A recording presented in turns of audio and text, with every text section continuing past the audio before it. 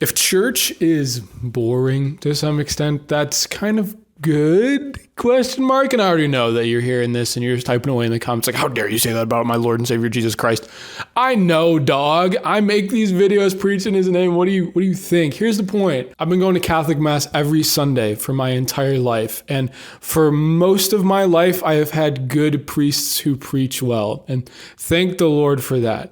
And for a lot of my life, I've had decent music at Mass, which actually is kind of hard to come by at a Catholic church. And I've been to many a Catholic Mass where the music is not very good. And now that I have been for so many years, I can actually appreciate very deeply a Mass where the preaching stinks and the music stinks, because I know that that's really not the point that I'm there for. I'm here to have an encounter with the living person of Jesus Christ, who has become incarnate, who takes on flesh, who meets us in this place, who speaks his word to our hearts, and he gives us his very body and blood that I can enter into communion and offer myself as a living sacrifice back to the Father in worship.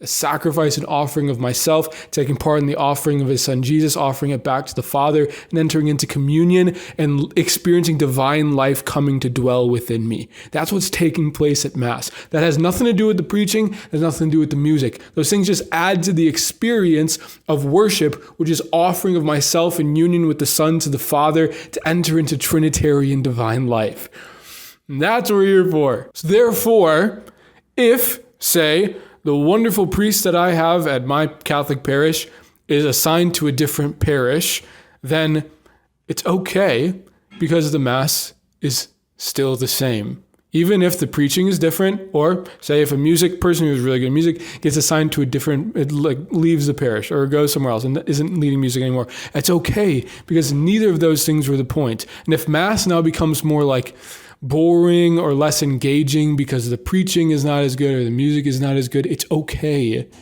because neither of those things were the reason that I was there to begin with. And this is one of the many reasons that I love the Catholic Church, because there is a depth to the liturgy that depends not on the gifts of the people who are ministering, the music or the preaching, and that there is a lot of routine to the Catholic Mass, and to some people, without an explanation of understanding of what's going on, then it can appear boring.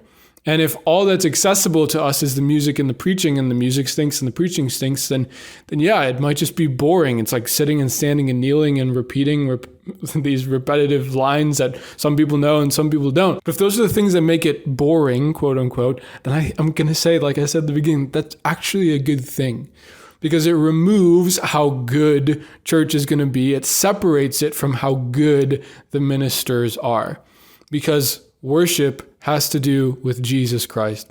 Doesn't have to do with how good your priest is. Doesn't have to do with how good the music is. Doesn't have to do with the building as a whole or anything. It has to do with Jesus Christ. And if we can enter into the sacrifice of ourselves, offering ourselves up to enter into union with him, that's what matters.